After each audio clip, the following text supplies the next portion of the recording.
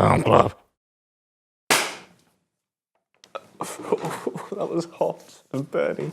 Thank you very much for joining us for one more round, and welcome back to another episode of Film Club. I'm one of your hosts, Andy Harrison, and to my right, with burning hands, is Andy Donaldson. I just clapped and it hurt. It was a loud one. Every single week in Film Club, we invite you guys along at home to watch a film with us.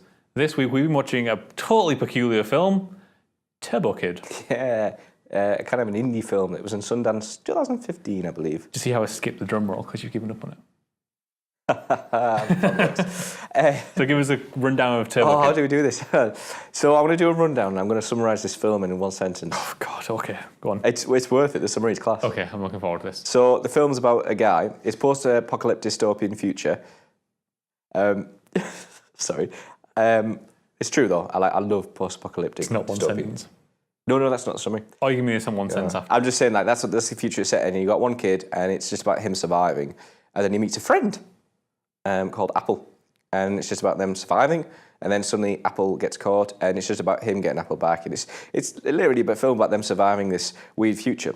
So, if I go to summarise this film... Go on then. It's Fallout series, the Fallout franchise. Instead of being set in the 50s, it's set in the 80s with bicycles and a shitload of gore. Yep, pretty much. And I'd like to summarize it even more. Fallout in the 80s meets Guardians of the Galaxy, directed by Robert Rodriguez. Yeah, it's not directed by Robert Rodriguez. Yeah, no, you're right. That's what it is. It's got some lovely. It's a huge homage to 80s in general, 80s kind of films, music and stuff like that, which is something that a film by Lonely Island did called Hot Rod. Have you seen Hot Rod? I haven't. It's superb. It's like Hot Rod, I have all these kind of 80s music and 80s sound and 80s sound effects, 80s kind of feel to it, this kind of...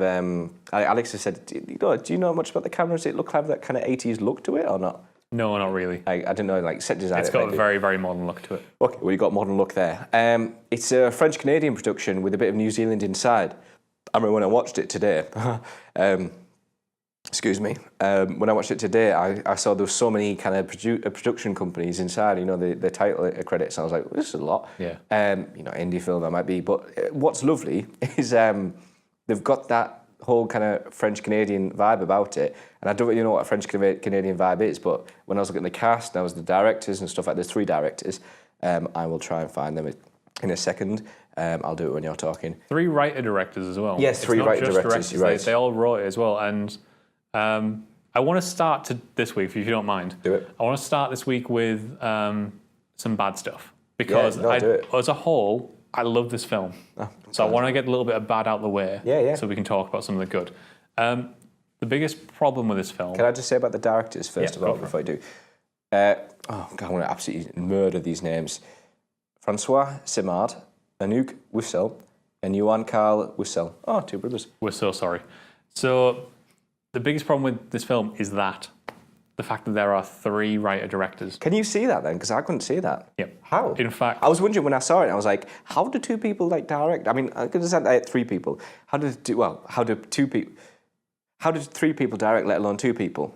Last film I saw, 2 directors was Frozen. Obviously... Sorry to interrupt. No, it's all right. Well, all we can do is speculate. We have no defined answers about it. All we can do is speculate. And my speculation would be those flashbacks that we see throughout the film were originally written as an intro. Oh, do you reckon that was a short? And much like Whiplash, for example? Maybe, but then someone decided to cut up that flashback into little flashbacks rather than just starting the film with it. And then one person was trying to play that off to make you feel sorry for the kid and feel connect with the protagonist. And then someone else was also adamant that every single time someone died, it had to be in a ridiculously over-the-top gory way. Those 2 things were at odds with each other. You can't have someone being brutalized in a silly sort of way and feel yet attached to still properly connect with the protagonist. I think this is one thing I take away from this film is probably the gory parts. One, because I can't do gore that well. Like Saw and Hostel, I was like, no. So when it happened, when he was doing the arm wrestling part, and his hand, and he got his head put in, I was like, no. But don't get me wrong, because it's funny. While those juxtaposition things don't work, it just definitely feels like it's got tonal whiplash. The things that do work in it very good phrase, by the are way. also part of that tonal whiplash. The gore is part of the tonal whiplash, but the gore on its own is brilliant. Yes, like it's so really, funny. It's hilarious. The bit later on when the guy gets chopped in half, and like one half ends on top of one guy, and the other half ends up on top of a different guy. So I was watching this over here. I was laughing my head off. I was in the fucking train home. And then afterwards, he ends up with another half of a he's guy just going around on like top this. of that half. Oh man, that was hilarious. That's brilliant. It was so well done. And when it first happened, and I think he had a torso on his head, I was laughing at this. Next thing I know, legs gone someone else's head, and I just went, oh my God. I said, that's to do one joke that good and repeat it again. So good. Then 5 minutes later, it happens again. And I'm just like, I'm there now, probably grinning off my face. Yep. Can't laugh too much. That was well done. That so yes, they do it really well. The gore part they do really well. The little you feel the intro, the little bits of this film. Like let's say if it is what Andy says in terms of you got the 3 directors in their particular sections, each one's superbly done. I don't think they've got sections. Okay, all right, okay. I think they're falling over each other at different times of the film. Right. All right. Okay. No, it's yeah. So if I could take one thing away from this film, it probably would be the gore. But I'm glad it's there because it did make me laugh and it made me like, ha, like. Yes, I mean the gore is an integral part of this film. It's also why it works. Yeah, because it's a bit like take a thing back and a good one to reference it to. Again, any of these kind of film. It's only 35 minutes long. Kung Fury. Have you seen that? Yeah. We watched it, Alexis, didn't we watch it? No, that was the other one where he takes Mickey. Oh, that's... No, we might have watched Kung Fury, because we went around our mate Alex's house and we ended up watching these kind of like Netflix spoof films, which I've not watched another one. Is that called Kung Pao? Kung Pao Enter the Fist, which is like all these like 2 Japanese films intercut with a face superimposed on one of the actors. God, where it was just that was funny. The guy's got a tongue with a face on it. Yeah, yeah. We've got another one which we need to watch. It's called Black Dynamite. Okay. It's absolutely incredible. And then we've got Kung Fury, which again is absolutely incredible. And Kung Fury has a kind of 80s vibe to it, very kind of silliness, but very serious, much like this does. But the thing with this could have very easily fallen into that same sort of like parody pastiche thing that like something like Kung Pao does. Yes, Kung Pao was very parody. Could have very easily fallen across the line. It doesn't. But that's the same with Kung Fury as well. It's got this, it's got its own kind of feel to it. It's got its own, we're a massive homage to 80s stuff. We've got Rodriguez kind of gore. We've got this, but this is our film. This is, this is the way we tell it.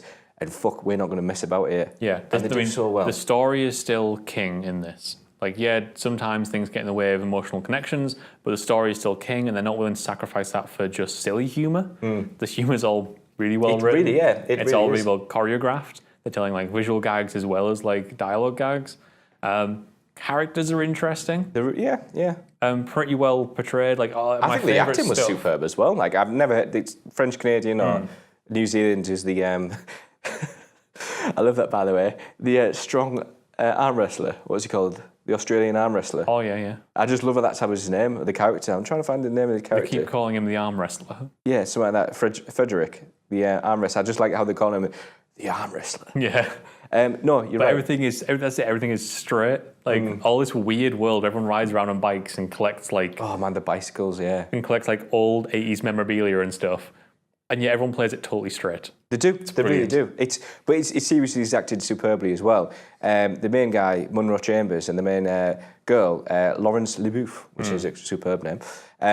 Which those two together, my favourite scenes in the film. Just the chemistry between the two. Him wandering around on his own, and then him with her. Yeah. All that stuff was great. Some problems with some of the other stuff. I don't think it's as interesting when we bring in the rest of the story, the characters. But those two together, just so good. Yeah. I like the fact that she goes fucking apeshit over a gnome stick. She's very, very, very likable from the start, which is quite cool because you see this guy, you see the main guy. You don't know his name. He's called The Kid, which is like what, I won't say. And talk about a subtle revelation with her name. I know. I thought that let alone. I was thinking, when I'm the fight towards the end, I was thinking, Apple, yeah, like that. The fact that she's called Apple, but she is eventually revealed to be a robot. Yeah, it's not like a. Yeah, that was quite cool. Well played. Him, with the kid, you kind of like, you feel for him. You got this special backstory, stuff like that. But it's not until my point completely escaped my head.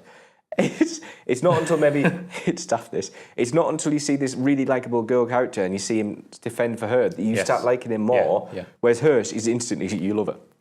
And him, it I kind don't know. of grows. She took a while to grow on me as well. Yeah. You're a bit apprehensive at the start. When she starts coming in his den, like the second time you see her, I'm like, yeah, she's boss. I like her. I just like how she's hello. You know, like this. I don't think I was fully sold on it until we started seeing a little bit of emotion from her to reciprocate him. Do you know what was amazing? Actually, I was going to act it out when they go for the close up like this, and she throws up on him. Oh, yeah. But the worst thing was, like I said, I was watching it on the train at one point, and I was watching like this, and something happened. I think the conductor said, "Oh, next stop, whatever." And I went back down. I was sick, so I was just like, I saw it out of context. So I went, "Did that just happen?" So I rewound it, went like this, saw them go for a kiss. So I went, "Ha ha ha!" like that. So it was really good. It was weird to see how in context, but I like, you're second guessing. I was like, I'm glad they did that. It was a really good job. No, what was really interesting is when I came up this morning and I thought, I'm going to watch Turbo Kid today before film club. I left the house and I got a text from my mate Chris Tomlinson, and we have this love for music. And one of the bands that we love is Ep.27, and they're like kind of electro pop French band. And they've got really, they're the most known for the song Midnight City, Hurry Up We're Dreaming. Great album, by the way, great album. It's one I showed you at the weekend, discussed at the weekend. It was good, actually. So coincidentally. And I was, M83, very kind of 80s feel to them, lovely kind of synth sound. I was going down, I was like this, and I was like, I got to this station, I was like, I'm going to watch Turbo Kid now. Go on, instantly 80s. And I was like, today just feels like a very kind of 80s kind of, like a day. And I watched Turbo Kid. My God, can we just move on to the fucking score? Go on, do the audio. It was fucking awesome. And it's by a band, I believe, called Les Matos, which is Montreal, so French-Canadian again. Superb, absolutely superb. And when I was down there waiting for you to come meet us, I was there with my tea, my chocolate flapjack, yum, and I sat there listening to music. Their actual stuff, not their soundtrack, the original score, but their actual original music. We've got a weird hum sound now. It's that fucking pipe there. So no, their original kind of music is really, really, really. At first, it sounded like kind of Justice, French band. French kind of house, Justice. Anyway, it's got that doom, ch on the kick, snare. Then you've got this amazing kind of Daft Punky sound, use of maybe, what's the word, talkbox kind of stuff. I could be wrong. And I was just like, wow, I like this. So I've got them saved on my Spotify, and I am going to listen to them. They nailed the soundtrack. It's really fucking stylish. The way they just take that audio, they mix it together with like the visuals as well as the everything's practical effects. Is it? Oh, well, as yeah, well. I suppose it is. Well, yeah. Well, yeah. Apart not from everything. And in fact, those are the things that I think don't quite gel. It's like one person was adamant that we were going to do practical effects, and I was so on board at the beginning when. Do you like that fish when it came out with the chain? Oh yeah. That was the buzzsaw thing. Oh, the rat, yeah, it's like a mole rat of Fallout 4. The weird little rat that pops up at the beginning, and I think he sells it later on or eats it. It's this weird practical effect, a puppet. And like, how often do you see that, especially in like low budget films? Yeah. And I was like, I'm so on board. And all like, there's so like 80% of this film is practical effects, but that 20% where it is visual effects, computer generated stuff, does let it down. Like when he goes. But it's not bad. It kind of is. Which like when he goes into the green field. That's supposed to be like right, okay. Do you know what that reminded me of? When you mentioned about Social Network and the rain. Yeah, it's that type of like CG. Okay, I'll give you that. Take that away from that one thing. I don't think that Turbo. It's got that kind of 80s kind of. It's got a very He-Man feel to this film, hasn't it? It goes, dling. Yeah, I was getting heavy like Stranger Things vibes about the whole thing. Which is interesting actually, because they won't have really saw much Stranger Things like before, because if you think about this being in production, this must be made before Stranger Things came out. Yeah, so that'd been quite interesting. Yeah. Now, I want to go on about the fact that we love Fallout 4. I had to think about what was going on about that. Okay. Andy said, "Oh, you love the Fallout franchise? It's amazing. You like Skyrim? Go and get Fallout 4." Because I tried Fallout 3 and I couldn't get into it for some reason, which I do actually need to revisit. And New Vegas, you love. Anyways, Fallout 4, and I remember going to E3 and like, oh, it's going to be amazing. I remember it coming out in November 2015. Yes, 2015. 2015, Fallout 4. And I was like, building up the, the tension, stuff like that. And we get around to playing Fallout 4, you go in there in the wasteland. And, you go on and you see these raiders coming at you like they do. It's quite gory and stuff like that. It's got a very kind of dark vibe to it, but also humorous. Yeah. And I remember when I saw this film, I was like, this is so Fallout 4. Besides the bicycles, I absolutely love how they go around on bicycles. It's amazing. but it's got a very Fallout 4 to it. And I searched, after I watched it, or whilst watching it, Turbo Kid Fallout 4, and it came up with a few forums that said, if you ever want the closest thing you'll ever have to a Fallout 4 film is Turbo Kid. And it is quite true. Yeah. There's so much to it. There's so much, and instead of like because you're scavenging Fallout 4, instead of scavenging for like junk or 50s kind of material, fusion cores, instead you get these Walkmans, you get what they call the visual things. I don't know what those things called. Viewfinder or something like that, isn't it? The thing where he puts the discs in. Yeah. So it's got all that kind of 80s thing. And it was so brilliantly, nostalgically lovely and... Which is like, it's impressive that they can get that across. Yeah. I'd be surprised if there isn't a Fallout influence in some of the writing. I really hope so. It's impressive to get that across. It did come out in 2015, mind you. Given that January 26th. Yeah, but like you'd already had Fallout 3 in New Vegas. Okay, I'll give you that. Same thing. I'll give you that. And obviously Fallout 1 and 2, completely skipped over those. Sorry. But like, it's so impressive they can manage to get that across, even though it's 80s, it's not 50s. And like, there aren't like robots walking around everywhere, except for Apple. All right, I thought you were about... We've already talked about Apple. I thought you were about the games. No. Sorry, just trying to spoiler-free it. No, except for Apple. Where was I going with that?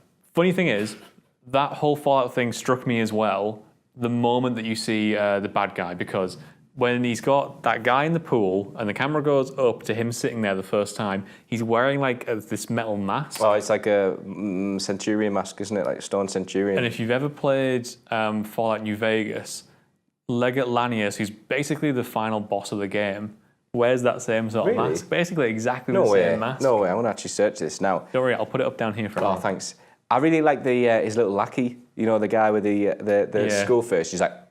Yeah. Like that. You also hate him as well. Yeah. He's got a badass disc thing though. Yeah. Reminds me of a little Action Man. I had a little Action Man thing that was like that too. Oh God. Send me a link to the Action Man. I'll put a picture of the Action Man. I think it was one where it was a helicopter, and I remember I lost it for ages in my great auntie's house, and I was like, "Dan, where is it?" Cool story, bro. If there is no image of the Action Man down here right now, he made the Action Man. I probably did. I don't want to show you this Action Man thing. It was like Ninja. I remember that. It was a Ninja. I had one where the arm used to go, and he's just thinking. I think I won. What was his enemy called? This is fucking punch Dr. X or something as well. Yeah, you're right. One of those where he had a little thing that spun around. Jesus. So anyway, but this is what this film makes you do. Yeah, it makes you like remember so all nostalgic. that stuff that you loved when like you were a kid, and the fact that like we weren't even alive through the 80s, that doesn't matter, because it's not necessarily making you nostalgic for specifically 80s. Don't get me wrong. If you love that sort of 80s stuff, you will absolutely love this film.